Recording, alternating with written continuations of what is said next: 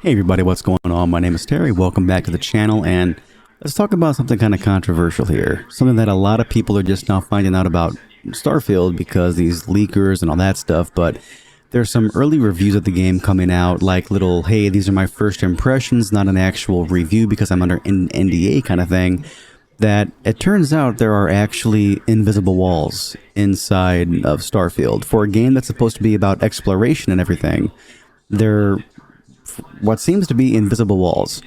There have been a couple videos leaked online now of people who had early access to the game, or they bought stolen copies from the person on Twitter that leaked the original 40-minute gameplay footage, that you run for about 10 minutes in one direction and you hit an invisible wall that tells you to turn around.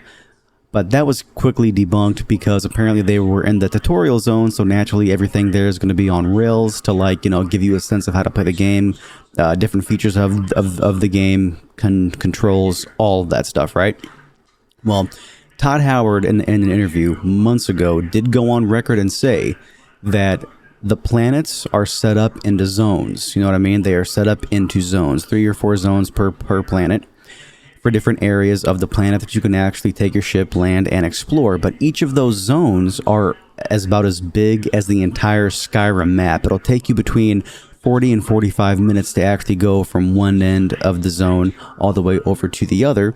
And of course, everything in that zone you can explore to your heart's content and do whatever you want, And I'm not gonna lie, whenever I first heard that, it did sort of kind of upset me, because I've also seen interviews other places where other parts of the team were saying that, oh yeah, anywhere on the planet you want to go, you can just go to. But no, you select a zone you want to land at, you go in there and land, you explore a little bit, and then if you happen to find the edge of that zone, it will say, oh, you have to, teleport back to your ship, teleport back out of the planet, or, fly out of the planet, then select the next zone you want to go into, and then you can go back in there and land again.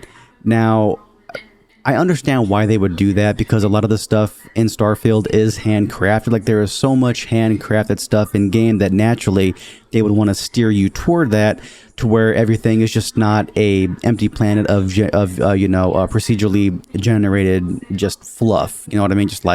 Just generated stuff just to be there.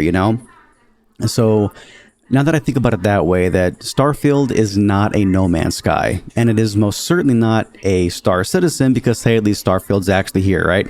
That's a horrible joke. I apologize. I'm sorry.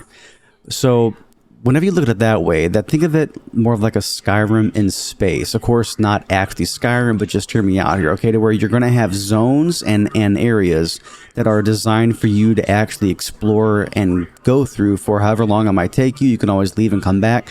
But it's not a space exploration game. It is an RPG that just so happens to be set in space, with some aspects of space flight, space combat. But a vast majority of that time, though, you're also going to be spending on foot, going in bases, exploring these, zones.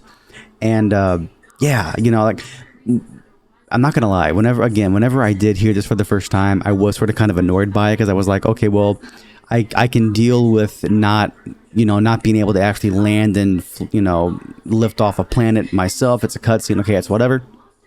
But now that I know that they had to design this game the way they did with these specific zones, it does make a lot more sense. Because the way I see it here, fam, even if I'm playing a game like No Man's Sky, and I love No Man's Sky just for the fact that I can just hop on, fly around, do whatever I want for a couple hours, and that's it, but whenever I land on a planet in No Man's Sky, I'm never just walking around the planet aimlessly, because that would take, like, what? I think somebody did it one time and it was like 16 hours of just continuous walking. Like, nobody is ever going to realistically do that in a game, unless they say, like, you can on No Man's Sky, so they just did it to just test it, you know what I mean? But for a game like Starfield, I don't picture myself ever wanting to just pick a direction and start walking in it for hours on end. You know what I mean? Like, I'm just not going to do that. So I understand why they did it this way. I really do. Was I mad at first? Again, not mad, but like kind of annoyed. Yes. But again, do I get it now?